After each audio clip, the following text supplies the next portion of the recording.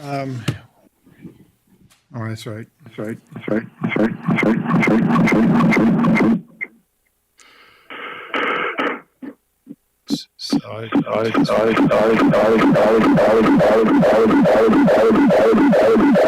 You have to restart it. yeah. We had this happen yesterday. We had to restart. We had to restart everything yesterday. Technology is great. So maybe we should go back to rubbing wood to go get fire, right? Okay, let me test this. How does this sound? Okay, we have, we ready to start then, Sally? Okay. Well, we'll welcome everyone to the Board of Equalization today. We have anyone online that are members of staff, Sally? No one?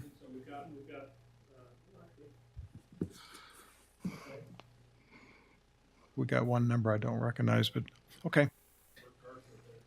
Okay, we have Commissioner Lee and Commissioner Sackridge present. Commissioner Gardner must be excused today, so there'll be two of us voting on each of these items. Items 1 through 4 are changes to calendar items.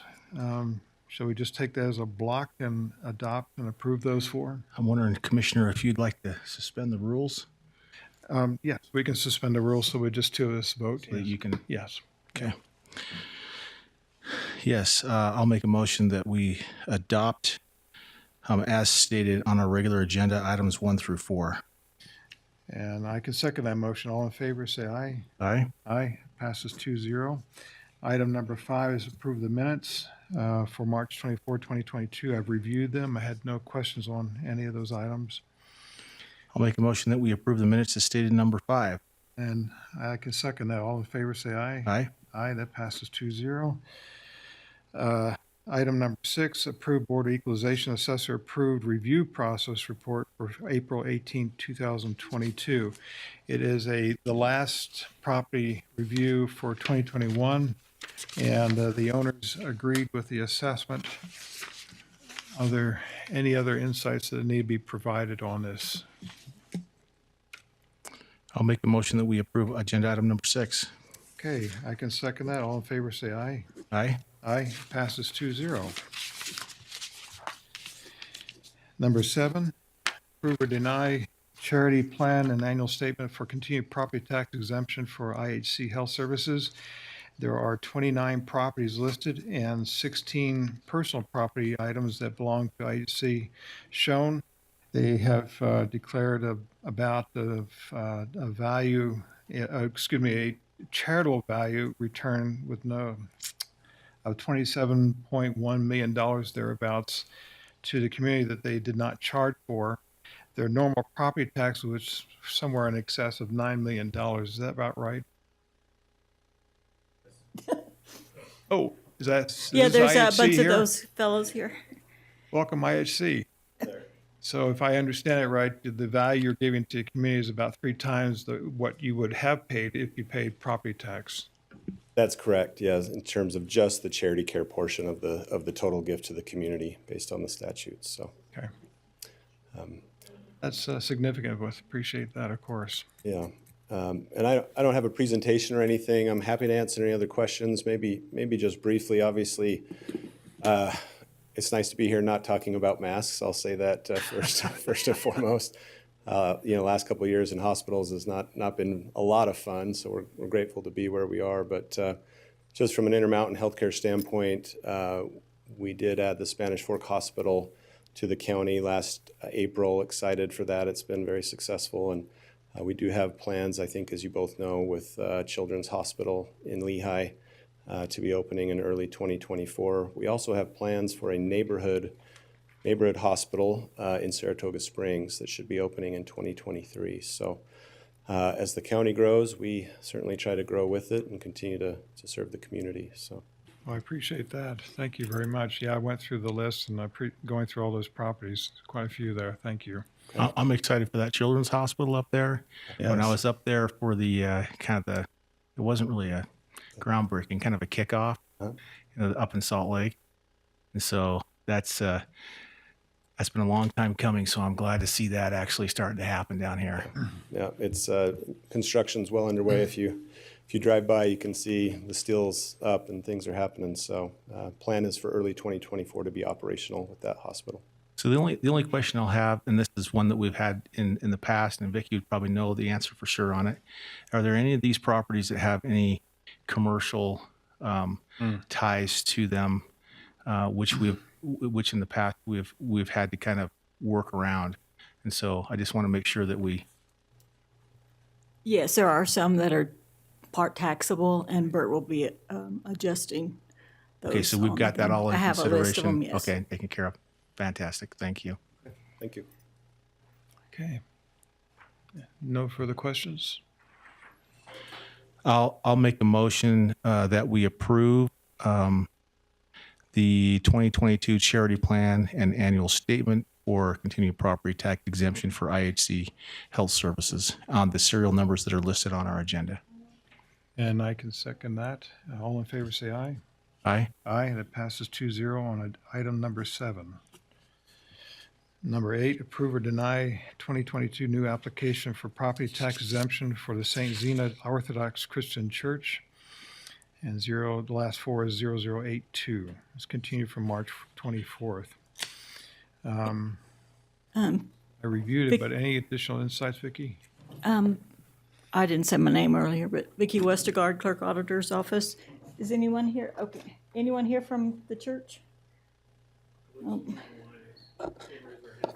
Okay. So this is a church that previously was Saints Peter and Paul that was exempt, and then they don't own it, and this is the new church that owns the property now. And we And we held it. revoked the other one last It time. was- Yeah, and we held it for a reason to 'Cause they weren't here. clarify. Okay, because they weren't here. So Okay. they're a separate congregation, I believe. Right. Okay.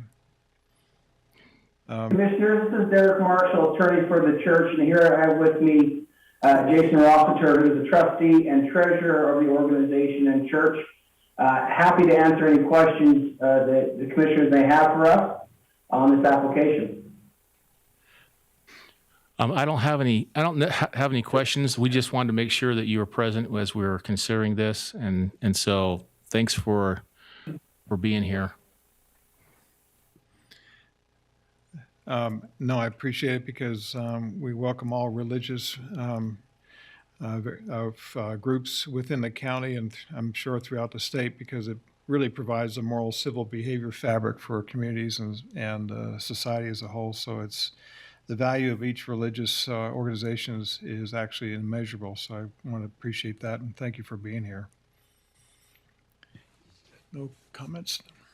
Okay, I will. Let's see. Let me make sure and find it again.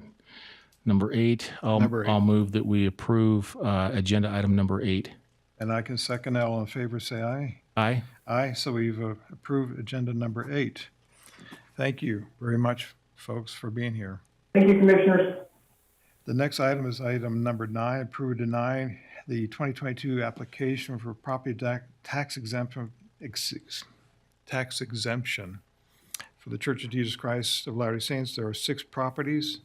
One of them is being prorated, which was issued with a building permit on March 21st of this year. Commissioner, they would all be prorated from that. All of them? Okay. Yeah, I that's from when the misread this building one. permit was done. This is for the Linden Church of Jesus Christ Latter-day Saints Temple Okay, that they're going to be building. okay, so I don't see Ms. Taylor. I do know that she also does the property tax exemptions for the state of California and New York State, which is way more involved than ours. So it's possible that she's doing that. And there is a section of code that says if the commissioners wish, they can waive her having to come today. yeah, there's for this another to one be similar approved. like this that we'll have later on, but I'm open to waiving the requirement for them to be physically present. I would probably prefer to be consistent with the one that we did before, and we asked them to come. Okay. And so I would prefer that we ask them to come and be consistent with all. I'm okay with that. maybe in the future BOEs, for those who generally come, if for whatever reason they don't come, we could consider those in the future then and waive those. I think we could discuss that later. Yeah, I mean, it is up I've to, seen it once in the past where in the 9 years that I've been here, they waived somebody that normally comes each time but didn't come one time. if Mr. there, Chairman, if there was if there was a reason for purposes of some delay that would be adversely affected, I would think that I'd probably consider that. But if this is not the case with them, I would prefer that they do come, or at least come on Zoom or wherever, even if they're in New York or some other place. Mr. Chairman and Commissioner Lee, we do have a challenge here, though. If you don't waive, you have to take action today regardless, because the deadline for deciding these are May 1st. So we do have circumstances Yeah, we that are do. pushing Bert, us. this is a brand new one that they're applying within 30 days. This isn't a continued one. Right. But So if wouldn't this be like people that apply at the end, later in the year? Good question. The statute requires that we make a decision on Continued exemptions statements. by May 1st, unless they've acquired it and they're applying within the first 30 days after acquisition. Well, yeah, we probably, actually, I don't know, Paul would, I'm going to defer to legal counsel on that one, actually. Yeah, I think for a new application, you could accept it throughout the year, right? So that would be, So maybe the May 1st deadline wouldn't necessarily apply in this case. Okay. But if it was, if that was the case, then I think that I'd be willing to do something differently. But I yeah. think, And just for the board's information, I think this is the last year that you can waive. They've amended the statute beginning for next year, and so the option of waiving either an application or the appearance, I think, will be off the table after this year. Well, that's Okay. new then. So they always Yeah. have to be an appearance by Zoom at least, or phone. Well, next year, I don't believe the statute's changed. We can review that once that goes into effect. It changes the appearance requirements and the late appearance. Essentially what the new statute does is it eliminates the waiving ability, but puts in place the ability of the board to accept an application after the filing deadline, puts in some late process. It also extends the time to where an organization can apply for a new exemption for newly acquired property from 30 days to 120 days. So it greatly expanded that time frame as well. By granting an extension now. Yeah, giving them Okay. it gives an organization the ability to apply within 120 days of acquiring a property versus 30 days. So it's Okay. made some significant changes that will change our process a little bit. Yeah, okay. Just wanted to give you a heads up that you didn't get too comfortable with this, because it's changing. there's nothing Last- comfortable. Last chance. Nothing's more consistent than change. Yeah, my preference is that we should be able to waive physical presence if we have all the documents present. Do. Okay, I'll make a motion that we continue number 9 until our next meeting. and I can second that. All in favor, say aye. Aye? Aye, passes 2-0. Continued until, when's the next BOE? May 12th? May 12th. Thank you, Sally. Number 10, approve or deny new application for property tax exemption for Hewish Performing Art and Cultural Education Center with the last four of 003 of their serial number. It's not yet in use. They've sent photos. It's a small organization. They have other organizations elsewhere. They're upgrading this building in Payson to provide movies and arts, theater. And it's going to open up the South County for that type of venue. They are a federally taxed exempt organization. Mr. Hardy. Mr. Hardy. Aye. Any, please. Yeah, we're applying for this exemption. We had an exemption from the time this was first created in 2009 until 2019. And of course, by my error, I didn't get the property tax exemption renewed at that time. So we're asking for that. That's why it's shown as a new exemption. This is project that was formed by Mayor Gordon Taylor. I don't know if you know that name in Payson, but he was the one that actually bought the property. It was an old theater that was going to be used for movies at the time, and then of course as entertainment changed, they went out of business. And so it's the desire of our group to make sure that we recreate a place where there can be entertainment, a place where they can have plays, local organizations such as the Payson performing groups be able to perform there. Richard Lindsay, who is the Payson Community Theater director and works with the high school, is the intention of having the Payson Community Theater groups perform there. Also involved is Dan Herbert, who's Gary Herbert's son, and he's involved in this, and we're actively raising money to help in the renovation. Brian Hewlett, who is a current city council member, is one of the members of the group. I'm a former city councilman in Payson, so we're all interested in Main Street, which is, if you're familiar with Main Street, the state has just approved the opportunity to go in and pull out all the cement that's in the street, redo the utilities, and at the same time, we're pushing very hard to get restaurants, those kinds of venues in our main street so that it'll make it a destination for people in the county and in the state. Myself, like I said, I'm a former city councilman, was chamber president. So we're all involved in trying to create a place in Payson where people can come for entertainment that would be nonprofit in nature. That's about all I have to say. I'd be happy to answer questions if you have them. So this is a new application. It's a new application But because it's- I allowed it to lapse. That's why it's shown as a new application. You had it in the past. We had it in the past. How long and ago?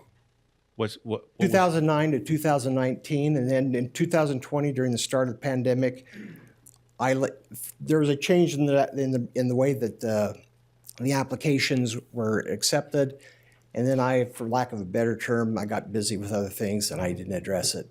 So it's my fault. So you're looking for the tax exemption going forward from Right, this point going exactly. forward, which you've had in the past, and Which we've had in the past. unless staff thinks there's anything that's abnormal with this, you do? Oh, Well, okay. just a few, this is Paul Jones from the Attorney's Office. A couple things. One, there are some significant concerns. One is that currently it's not being used. Currently it's under renovation. So it's basically vacant. So that's Yep. one. Do they have building permits? Yes, I we do don't have a know. building permit. Oh, okay. Yeah, it's currently been under renovation for how long now? Well, actively under renovation really within the last couple of years. So it's been ongoing. When did you pull the building permits? Just Just very recently, Just because recently, okay. we've raised enough money to start Okay. doing some of the renovation that we've talked that about. takes care of the active part. Oh, okay, well, good. Secondly, this falls into a really interesting category. We've had a couple fall into this situation. I think it was just last year that state code was changed. So my understanding is that the applicant has applied under the educational prong of tax exemption. And so my assumption is that they probably applied, that's how they were granted previously. Previously, the education prong for tax exemption was a lot more flexible. And just in the last year or two, they've actually, the state legislature has brought more strict restrictions into the educational prong for tax exemption. And so now, to be tax exempt on an educational basis, you have to have a formal classroom, you have to have a trained faculty, you have to have, basically, it's look like a school. And so, this performing arts center, may not satisfy the new guidelines, the new terms for educational tax exemption. And so that might be a real hurdle to qualifying. And so then, that may need to be looked into maybe a little bit more clearly if the applicant wanted to amend their application to applying under the charitable prong. I suppose the board would need to look really hard at the issue and see here if this performing arts group meets some sort of a charitable. Educationally needs what again? I'm sorry, I don't have the language up right in front of me. Vicky probably knows it better off the top of her head, but I think it needs, traditional classroom environment. Commissioner, it has to have a curriculum, it has to have students, and it has to have teachers on staff to meet the educational now. And that was just like in 2021, I think, Yeah. 2 years ago, I think it or was. maybe it was 2020. So 2020. in the time that their exempt status has lapsed, the legislature also amended the requirements to qualify under the educational So prong. they had them in mind when they did this.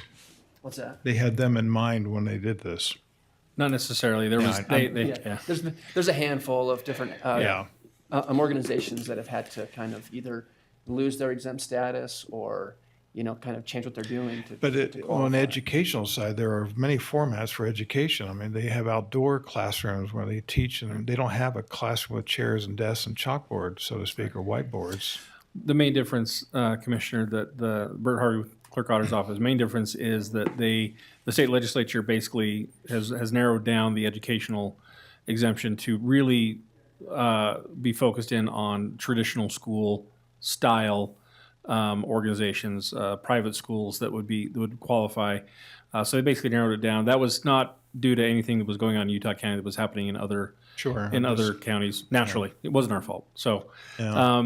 In this case, we had several organizations in the transition that essentially amended their applications, or when they put in applications or continuing statements, applied under the charitable, because most of them will fall into that category now. They were really charitable, but they were qualifying under educational because it was a lower standard, and the educational standard was more vague.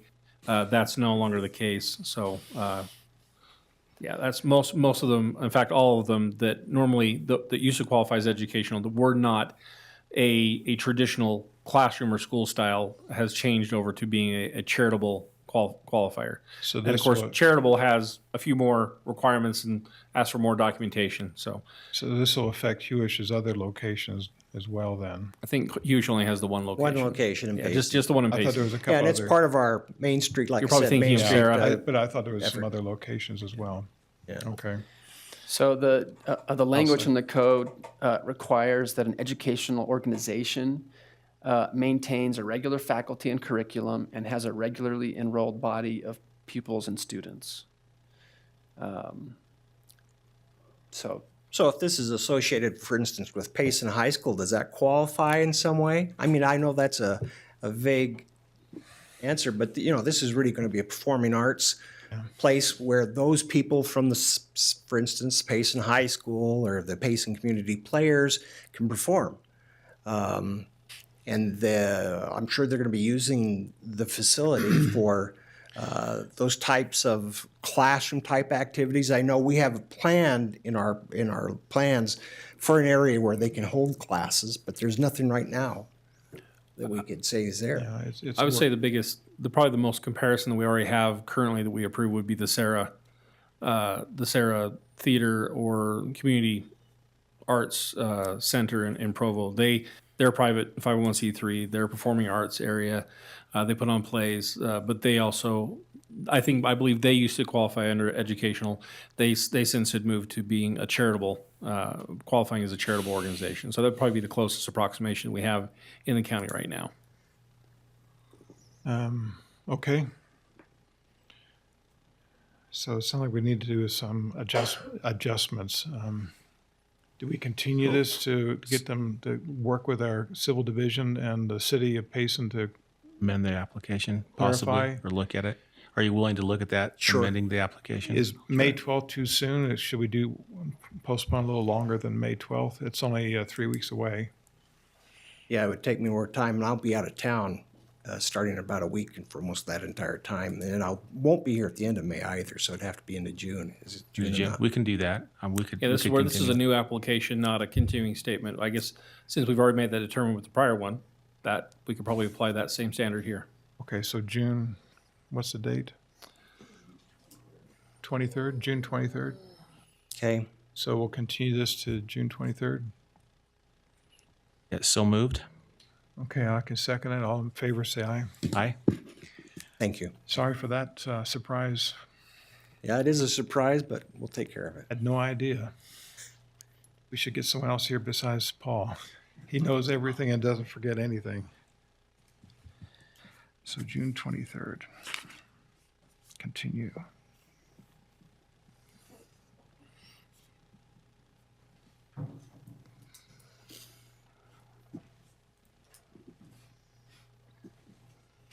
Okay, number 11. Approve or deny revocation of property tax exemption for Cedric Evans, Salem and Congregation Jehovah Witnesses. A serial number of the last four is 00001. Someone here to Okay, speak to so that? this is one that didn't turn in their continued statement timely. Apparently, Mr. Van Camp was new at this position, didn't know anything about it. He has brought a form today. If you'd like to turn in, this is one that was on the revocation list for last month that you continued. So with the application in hand, can we make a determination based on the application? Have you seen it, Vicki? No, I haven't seen it. You know, the code doesn't address accepting a late application, but I think if you can waive it, you could accept it late, so. Yeah, especially since it doesn't address it. There is the thing about waiving.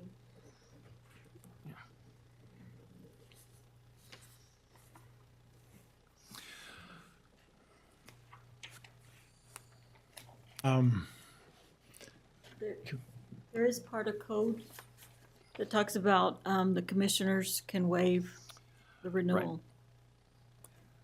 This is- Commissioners, if like I- Bert said, this is the last time. If I can, I uploaded the section of code. This comes from 59-1-1102, section 3. In the case of, and of course we'll let the organization speak to why they missed the deadline, but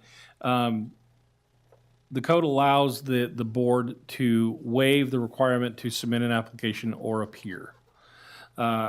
This was a section of code we have not really used very much in the past. In fact, we probably could have used this last year when we were in the same situation with Seventh-day Adventist Church. But essentially, let me just read from section 3. It says, except as provided in subsection 8 and subject to subsection 9, a reduction may not be made under this part or part 18, tax deferral and tax abatement, in the value of property, and an exemption may not be granted under this part or part 19 armed forces exemptions unless the party affected or the party's agent, one, makes and files with the County Board of Equalization a written application for the reduction or exemption verified by signed statement, and appears before the County Board of Equalization and shows facts upon which it is claimed the reduction should be made or exempted granted. Section B then states, notwithstanding subsection 9, the County Board of Equalization may waive an application or personal appearance requirements of subsection 3A, 4B, or 9A, or the annual statement requirements of subsection 9C. So those other sections basically deal with the continuing statement. If the board feels it's in the best interest of the process and the citizens to waive the church even providing a continuing statement, the board essentially can. Okay. Well, the form is here and signed. All we need to do is take a look at it. So you have the application, Yeah, he just and did. so we don't necessarily need to waive that since we have the application. But I feel like we could waive. Well, you're here too, so we got in person and the applications here. Well, and the point being is that there is no provision. This is the part of the code that was fixed with the most recent legislation. There's no provision within the code to allow for a late filing of a continuing statement or an application. That's been fixed. That'll be moving forward. That's what's changing part of that. So basically, the board's options up until this point has been they either timely file it or the board waives the necessity of filing it in the first place. Yeah. So it was an all or nothing basically situation. So the only question I'll have is if you could just explain, why it wasn't filed on a timely manner. So the man that was on the list, Cedric, has moved to Louisiana, and the certified letter and everything that came went to the congregation, which we have no mail receipt. So we never got the notice that it hadn't been filed. There was a phone call made to a friend of mine in Richfield, let me know what there was a problem. I contacted Vicky to work this whole thing through, but we've since changed the address so it actually comes to a location for us to receive notification. So it's just kind of somewhere or another got reverted to a non-mail deliverable mail location. So What I think happened is whoever filled out the forms in the past didn't know that it says organizational mailing address. And so then it changed where the letters went. Okay. I'll make a motion that we approve of agenda item number 11. And I can second that. All in favor, say aye. Aye. Well, can I interrupt your motion? I'm Do sorry. we have to do a waiver first? Well, the motion item says that you're approving the revocation technically. So Oh, that's true. We have to change the maybe you want to language of deny this. the revocation and then somehow indicate you're also accepting them as a continued exempt So property. we have two motions or just simply one motion? One Well, I'll language. start with the first one, and I'll make a motion then. So strike the other one. You're fine with striking the other one? Striking the other one. I'll make a motion that we deny the revocation as stated in number 11 on our agenda.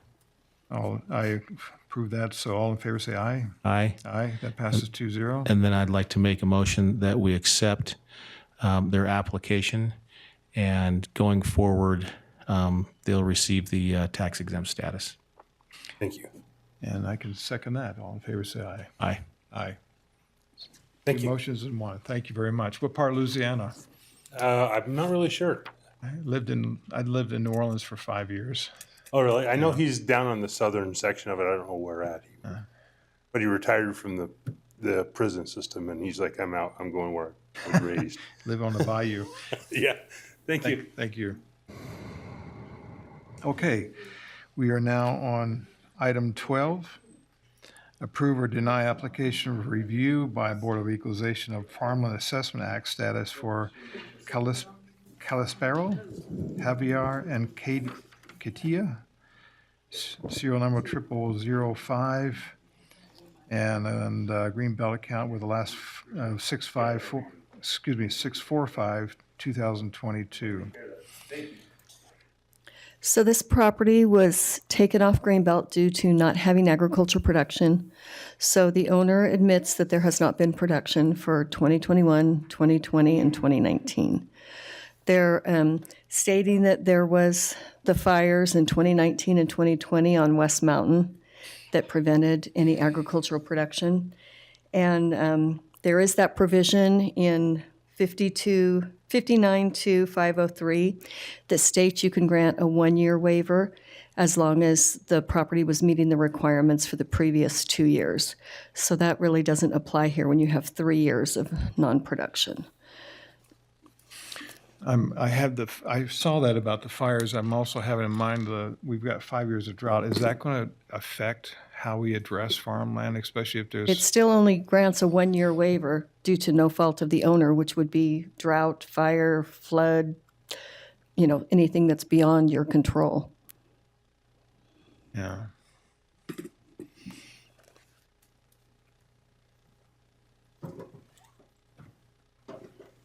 I was reading the standards that you added to that. Thank you for that. Can I Please. talk? Yes, ma'am, please. Oh, hi, I'm Katya. So we purchased the property in 2021, And I don't think it's fair that we have to pay taxes back to 5 years. And they're kicking us out of Greenbelt, but according to something I read in the manual, it says that if we made improvements or something while we couldn't farm or graze or whatever, that we could qualify for that. So we've been doing that. We have a well, we fenced the whole property, and we graded it. So we're working towards that, but we haven't been able to actually do something. So I will really like for you to reconsider. If I read it right, you had a fire before you bought it? I'm sorry, what? There was a fire in 2019, the Yeah, year before you and bought it, then you had another fire another in one. 2020, which prevented 2 years' worth of unable to use the land. Yes. So you had 21 to help it recover, basically, if I'm not misreading what you wrote here. Okay. So yeah, we haven't been. Sorry, I'm her husband. I'm actually also owner. So does putting a fence, making a well, putting a, everything else that we did on it doesn't make it qualify? Because, we had people that wanted to graze their crops, their animals over there, but we don't have any grass for the It's animals to eat. It's just dirt right now. And it's because of the stubble. fire. I mean, there's no way we could get grass at this time after the last fire. So we don't really know what else to do. I mean, we spent almost $50,000 on all the improvements that we did, thinking that that would qualify us and preparing the soil to, whenever it's ready, start, farming. But, it's impossible now. So. Paul, are there allowances for extended? The only allowance is the one that that Diane mentioned. I'm just trying to pull up the.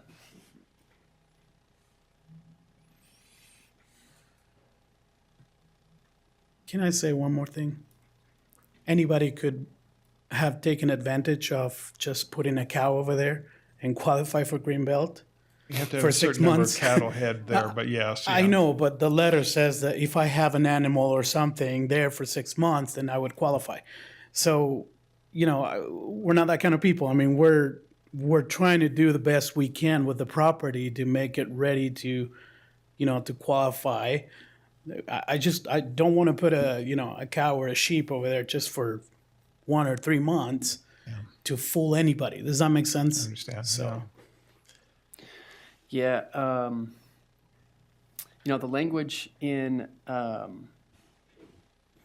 the code says, if it's no fault of the owner, as long as the property was assessed according to its value for ag production, then you could waive the requirement. The standards are specific that they actually had to have met the ag production requirements. The work that they mentioned that they've done, the investment they've been putting into the property, that was a fencing or those things unfortunately don't establish ag production. Things that might have counted as ag production is if you had some sort of bona fide range improvement program or crop rotation, some agricultural practice that would not have given the owner a reasonable opportunity to meet the requirements. I don't know if that applies here. The other thing that would have possibly helped them qualify is if they had planted an orchard and they weren't harvesting the orchard yet, but the trees were planted, and those are some of the things that would count as qualifying.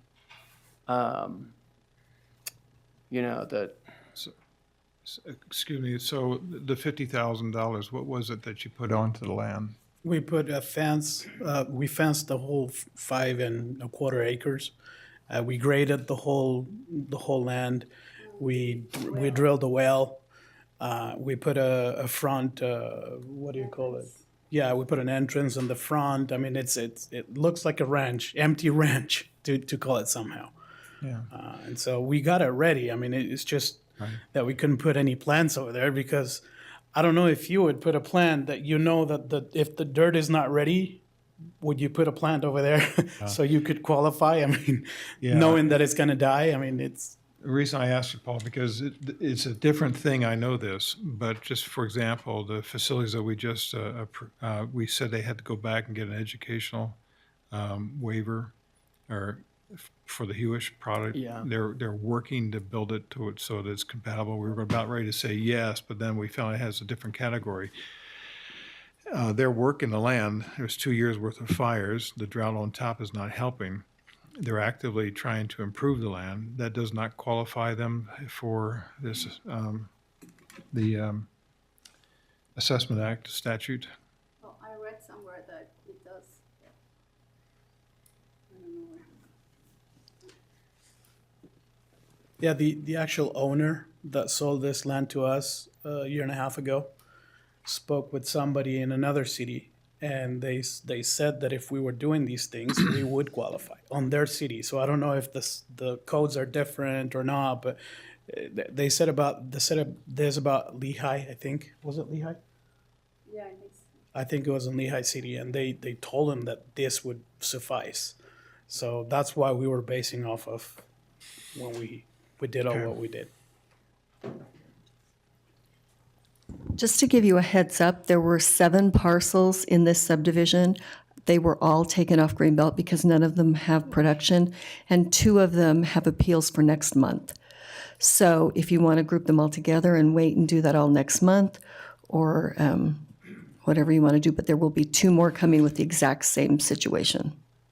Can we just talk about our Yeah, no, since they're here, I would rather go ahead and take care of them and address the others, and the other 2 may be simpler to address going through this particular one. So what options do we have, Paul? Well, so like I said, the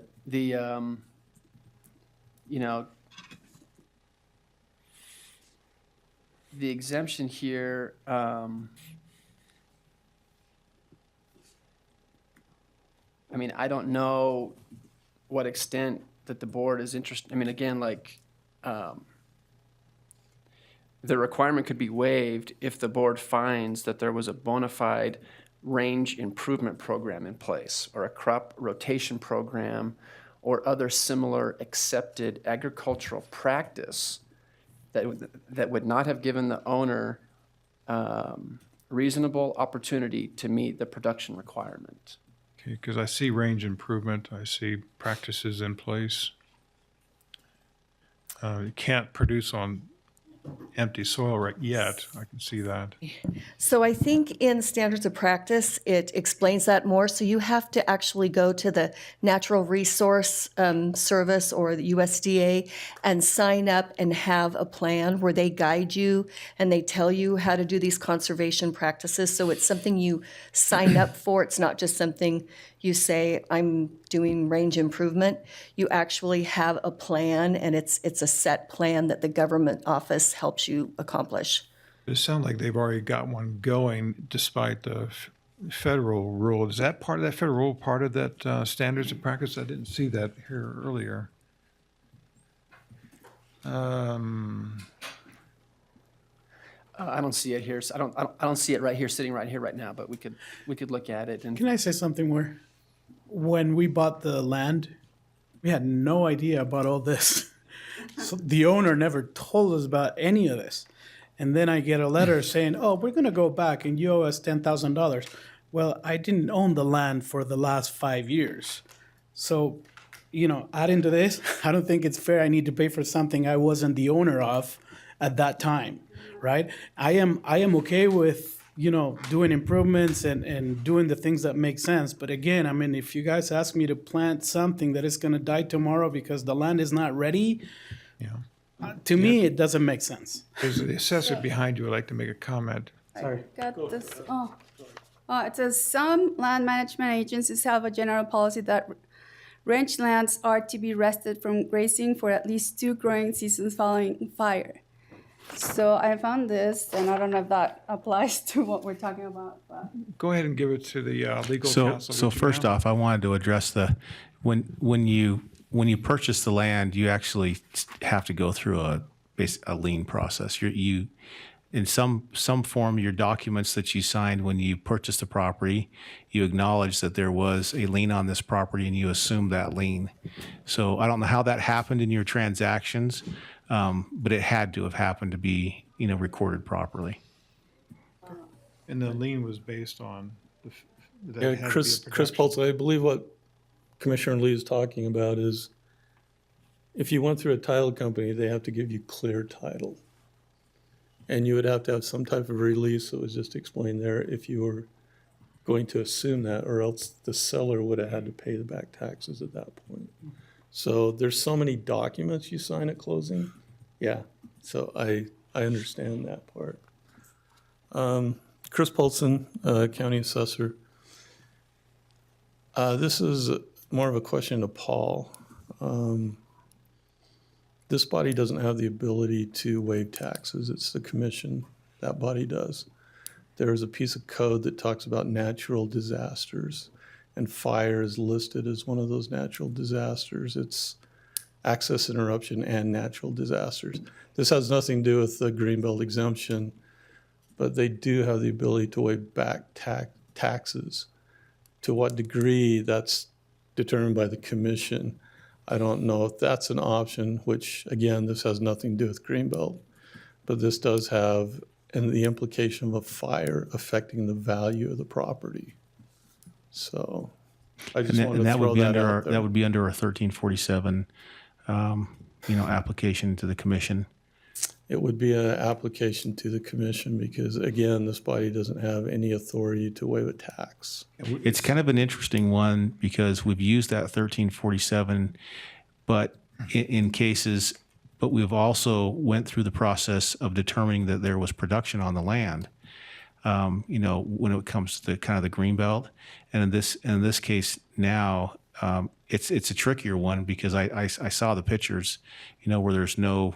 I mean, it's dirt. It's just dirt. Right. It's there. So, Well, you're talking about 2 consecutive fires. yeah. And so I think that's definitely a consideration. And I'd just like to, to mention this to you, the way that we have, we're constrained as a body here in the Board of Equalization, and it's going to be, it's practically impossible for us to step outside of that. With this application and grant that, because it steps outside of the bounds that we're under. But there is an opportunity for consideration as you come to the Board of Commissioners, to look at what can be done. Now, where that goes, I don't know. And it's different than the things I've seen in the past. And so there would be a different consideration, and it might be totally different than what we've done in the past. But at least I think that we'd be consistent then when we're talking about the Greenbelt status, and we're, because it's designed to help the farmers, be farmers and not be taxed to death when it comes to the land, so they can be productive. And I think that we have an obligation to try to uphold that, as much as possible. And you'll probably feel from us that we want to be as flexible as we can, but yet we still have to be consistent with that, or else the state legislatures and others might monkey around with that and change it into something else. And so for me, I'm going to have to recommend that we deny this application. But then further conversations with you, if you'd like to contact Paul or my office or Commissioner Sakovich's office and talk about a possibility, I'll just leave it at that as a possibility for applying to the commission for a different set of relief. There's that opportunity. So the motion might include that it's denying the application with a recommendation that they present a 1347 filing. Is that what we're Well, saying? I think here? I'd probably just keep it consistent with we'll deny the application. So this would be my motion. I make a motion that we deny the application as stated in agenda item number 12, and that's the motion, just to keep it clean. And there's no recommendation on our part. Well, I mean, I think that's just said as a recommendation, not necessarily in the motion. Paul, you have something to add? Well, just Chris Paulson brought up the idea of the fire may have actually reduced the value, and so that might be something worth continuing a month and looking into before you actually kind of put this rollback in stone. I don't know I if it thought would. that was more along the lines of looking at it as commissioners, though. I Maybe, think what That'd be a Mr. BOE Jones is function. talking about is you may want to continue this while you do the other decision to see what the outcome is. I think that's what he's proposing. I hadn't looked at the fire impact. The fire impact could actually be a Board of Equalization action, as opposed to a. Still come back to us with a new Because I was thinking the valuation. commission would have to waive the tax, but it could be in the code that a Right, so determination. value's actually reduced, and there's no Right. tax waiver. And then a separate action beyond that go to the commission. but how do you step past production? I mean, you step past production because of the fire, right? Well, And so what- does that trigger? What, that is triggering this, but if you continue it, we could actually look at this other avenue before you make a decision. Well, Whether it'd be it could- actually good to know that if we've got others that are coming right behind. Right, right. this So would whether help- it applies here at BOE or whether it applies before the Right. commission. Yeah. So this would help them two ways. Yeah, so The just value- the actual potentially, and I value haven't might looked at it, but change. potentially, for example, their 2021 value could be decreased, which would decrease their rollback. Is how that would work. And give them so- time also to address the 1347 option. Right, Well, separately. Well, that's separate. Separate, Yeah. it's a separate talk, but I understand that. so decrease rollback, is that decrease rollback for just the 1 year? Because the 5 years has different values. Right. Yeah. Okay. Well, there were fires 2 years in a row. So maybe 2 years out of the 5. Right. Can they appeal 2 years or just the past year? What values can they appeal because of that? I believe the statute has some deadlines in it. Yeah. It may only be one, but if you go before the commission actually has some more latitude Right. than the BOE. I have to know what that additional latitude means. I guess we'll find out when you're in a commission meeting. Yeah, So, yeah. Okay, I withdraw my motion, my previous motion then, and I make a motion that we continue item number 12 to our next meeting. Will May 12th be sufficient amount of time? Is that when the next ones are coming on board, possibly? Okay. So that's only 3 weeks. That is enough time to do this? Yeah. Good enough time? Okay, I can second the motion that we continue this item until May 12th. All in favor, vote aye. Aye. Aye, passes 2-0. So this will help in the long run. So it's continued to May 12th. Okay, number 13, approve or deny an application for review of farmland assessment act status for Draper, Todd, and Amy with the last four of 0097, Greenbelt account number 662-2022. Okay, so this parcel was taken off Greenbelt due to the fact that there was not 5 acres in agricultural production. It was measured that 1.45 acres of the 5.99 acre parcel was being used for residential use. And Mr. Draper allowed Bert Garfield and I to go out and take pictures and look at this property. And he, as you could see by those pictures, he had some rope or hot wire on some areas that were landscaping areas, and then explained to us that he had not previously used those areas for grazing, but that he could now in the future. So, so I included all those photos for you to look at, and it's just going by the landscaping area and the house and the area that's associated with it. As you can see in the aerial photo, there's that back area that's between the residential and between the fenced-off area that I did not include. So I included that in the agricultural area, and it still did not meet the 5 acres. It's 4.99, I think. Did you put down? About 4.5. 4.54. 0.54. is what it comes out to. So we did discuss with him urban farming and those possibilities. He's open to those options. He does run cattle on the back half of the property, so there is agricultural production. It just doesn't add up to 5 acres. So the recommendation is to, go ahead, sir. Oh, so I'm opposite of the last guy. I do put cows on there to fool the people, right? Because there is no way that anybody can make money. If you raised hay on 5 acres and you paid for someone to come cut it, you're not making money. That's why I pasture it. And I do have and I wasn't under the assumption, I knew I had to have so many cows on there, and I think I've overdone it on the cows. And like Diane said, so an arena counts as agricultural production if they have cows. Not just an arena, but most of them have cattle for roping, that they're roping, or horses. Okay, so I believe. Most people don't just have an arena just sitting there, but. Right. So I believe in the gospel of justification and, rationalization. Cows have been grazing there because they get out from time to time. They've been everywhere. So if you could count an arena as such, then I know it's bull, but I think it's bull that they can. How accurate is a satellite? It's extremely accurate, actually. Okay. It's, So I don't think I should be punished and I can turn those into agricultural. I mean, I can run cows on those pictures. If you look at them, I can put the cows in there from time to time. I usually put them up front when they water anyway.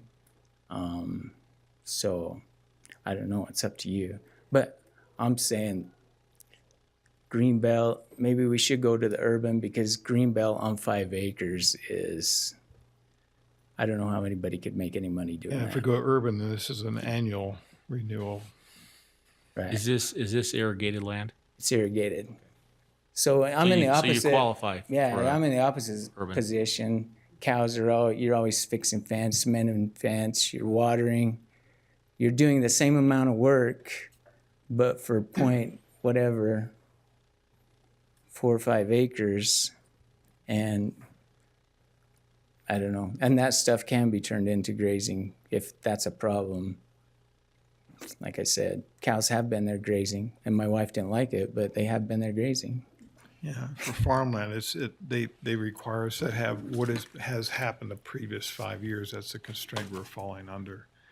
Unless it just becomes an urban, then it's an annual review. And I wasn't aware that, garden, it seemed like agriculture to me, but I don't know. When they say agriculture, they're thinking of commercial production of at least, I think, $1,000 a year. No, it's based on production, based on what the commodity is. It used to be $1,000 like 25 years ago. But now it's based on the actual production, Such as, which he does cow, yeah, which he needs. he does meat. I think we should be more educated and then just send out a letter saying, "Phew, you got to pay 5 years back taxes." Because like you said, there's what, 10,000?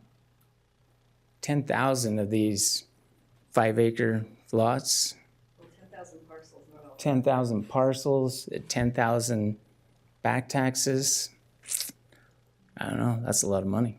It is. So just like me fencing on my lawn, I think, $100 million might be as much, bull as I'm trying to pull, right?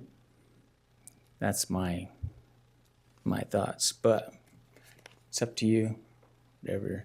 And I don't know when will you guys adopt the urban? We have. You have adopted it?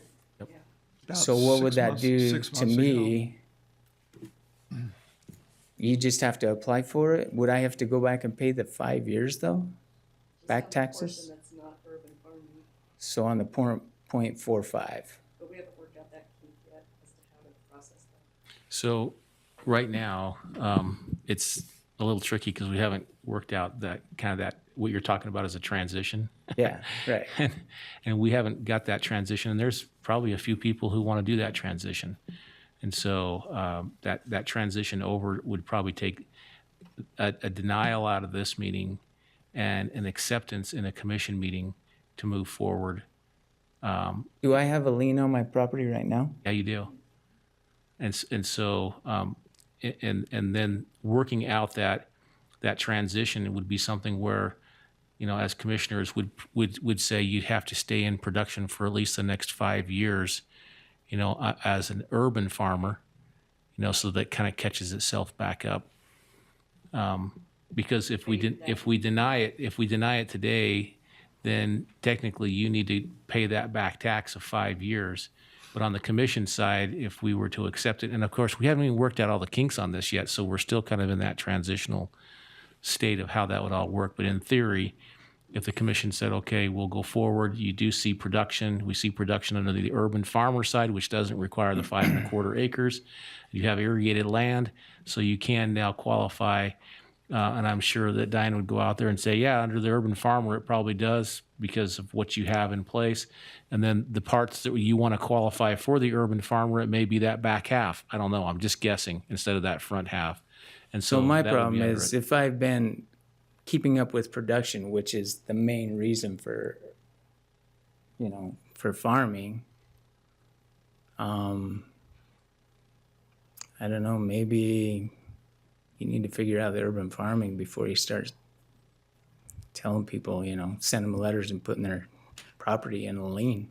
Well, we just barely got that chance to do that in the And past. I just barely got the letter for, Yeah, but that will still For the not land. prevent people from getting taken off Greenbelt just because urban farming Yep. exists.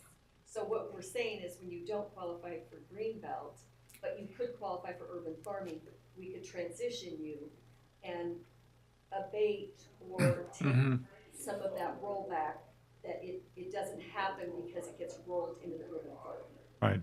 So that's what they're saying, that we're working those kinks out as to how to do that, but it is going to happen that way. Yeah, What so they wanna do. basically the process, as he was just saying, is that we'll revoke not revoke, deny the application at this point, and then we have you work with our civil and the property and get an application for urban farming going. And then as he just mentioned, you just have to work it for about 5 years that way to ensure that none of the back taxes would become due. Or a part of it, because you can't put the whole thing into the urban farming. So there's going to be, you know, the areas that you want out that don't qualify, they would be out. So your home, you know, some of the other areas that are in there, if you want the front so those part and that the are grass and fenced so off forth. that I showed you, that are grass, That would just be residential unless you wanted to include those in the urban. why could, yeah, I want to include it in, Yeah, I want to because include it in Greenbelt. Right. So you have to irrigate that, It's which you probably irrigated. do. Yeah. so does that make sense? Yeah, but the parts, I mean, there's grass there, they can graze there. So, Yeah, but it It's has just to be steps you're going to have to go Yeah. through. And I don't know. I mean, when are we going to have that application done now that we're talking about that? So, I mean, we've been asking that question. So when's that application going to be? We're all looking at each other here. Because it does put a little bit of a twist into I it. got an email from the attorney's office that they're scheduling another meeting soon. That's the last communication that came in today. There's lots So of kinks, so we're working on it. I know the IT department has made it a high priority, and they're going to be a big part of it. So Paul, the question would be then, if we deny this application today, he would owe the back taxes on it. Is that that's gonna create an event in which now you'll have interest and everything else attached to it. And if he's waiting for us to go through a process, then we're going to have to do something about that process in which the back taxes are due, the interest is accumulating. Is this something that maybe we put off until we defer it until we go Continue through this this whole process? thing? And that way we have a cleaner process to go through? That's what you've been doing with the others, is just continuing them. In fact, are they coming up in May or June or? actually make a decision. Yeah, 3 are coming up in May that you've For the continued. continued? Well, no. But you're right. Yeah, if you were to deny this today, then So you guys can have it done by May 12th? I think that was the hope back in like January and February. But When we talked to IT and they Because said it's like an if you qualify 8-month for urban process farming, because they're then every switching, year you're on like, urban. so it's like a mirror of Greenbelt. But Greenbelt is done in, That's the part they're looking at. It's a transition. what's the name of the program? It's a different program, and they're switching everything to the web program because they have more programmers to work on it. If they did it a complete mirror with the way Greenbelt is now, they don't have enough people that could work on it. So to accelerate it, they're doing the new thing, and they eventually want to convert all of our programs to the new one. So they're going to start that one out new, but it takes scheduling So, on their scheduling within their department. So, Mr. Draper, are you willing to look at that, or are you I'm willing to not? look at that, but I don't want to lean on my property. No, you have the lien on no matter what. I don't, so. So that's going to be on there no matter what, unless we deny it and then you turn right around and pay the back taxes, then you don't have that lien on your property. so how do we hold him harmless as we get this process to urban farming So transition? then we a lien continue. can stay on there, then when can the state sell it? When can they sell it? Yeah. Why would the lien be on my house though if it's only on the? Well, and on urban farming, it wouldn't be. It would only be on what, It I only be know, on the but why property. is it now? because it's your whole parcel. But it's only back taxes on the farmland area, 5 acres. So something's really messed up there. Isn't it? Does that make sense to you? I'm a contractor, I could put a lien on anybody's house, but I don't know That's if I why can urban collect it. farming, we want to make sure the lien is only on the portion that's being Just on the land. qualifying. Yep. Okay. So What if I put my- if you're willing for that, then I'd recommend that we continue this item. That way, you're not getting any penalties or interest or anything of that attached to it. So it kind of keeps it in this limbo state as we try to figure this out. And if you're willing to do that, then I'll make that recommendation. We have more coming up, so do we want to continue this to May 20, or June 23rd instead of May 12th? If we need more time. I don't know. That's I don't know if the big- assessor's office can give us at this point an updated schedule It's up to IT of as far when as how quickly we could they be. can get And they've stuff. been at this for a few Yeah, months. I don't control all the resources. That's the thing. So continue it to the 23rd of June. I think it's going to take longer than that, but you can also continue it again. You have that option. But I think it will take That longer way, you than won't June get tagged 23rd. with penalties and interest and so forth as we kind of work through the process. Right. We have to work So it with kind of state puts the law, property too. in limbo. And the other thing, I have another parcel that I've had for 2 years that I was gonna put on Greenbelt. But you were saying I had to be 5 contiguous? acres. So the one out in, is it Genola or Goshen? Genola. Genola, that's 3 acres. So he has 3 acres out there. So he doesn't have 5 acres Yeah. contiguous being farmed. That 3 acres you could apply for the urban farming. But I was reading. As long as where it's was it? irrigated. It is irrigated. It is? Okay. It's irrigated. It says in conjunction, it says land less than 5 acres may qualify where That's if devoted. you already have a qualifying 5-acre piece, you can qualify a It, smaller piece if it's in identical legal ownership. That's an and contributes to the interpretation that I farm. think you've made, but I don't, it doesn't, it says land less than 5 acres. Sorry. I think what the issue is the qualifying piece is in question here. Right. So you would need the qualifying piece, which wouldn't be in question, to get the other 3 acres to tie to it. But because the first 5 acres is in question, Okay. that's why So that may maybe not I'm apply. saying maybe I'm saying it's not in question. There's grass there. They fed on it. What do you vote on that? Making it greenbelt. And right now, it's just this one piece is what we're looking at today. The one piece, I'm saying I have the 5 acres if you count the pictures you took of the grass. Yeah. But those aren't set up to look like, to be, there's a I big have- fencing and all of that's not there yet. Yeah, I have 7 acres in Alberta that's under Greenbelt.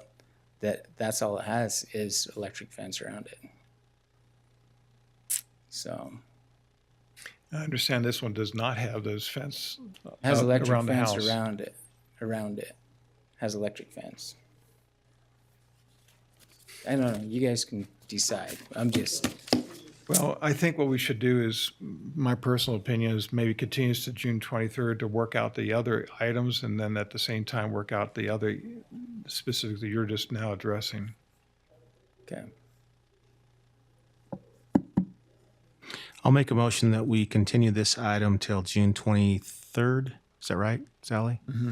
Yeah. Yes, I can second that motion. All in favor? Aye. Say aye. Aye. This stands continued until June 23. Thank you. Any other public comments? Of course, we don't take comments for this particular session. Motion to adjourn. Then we're adjourned. Thank you.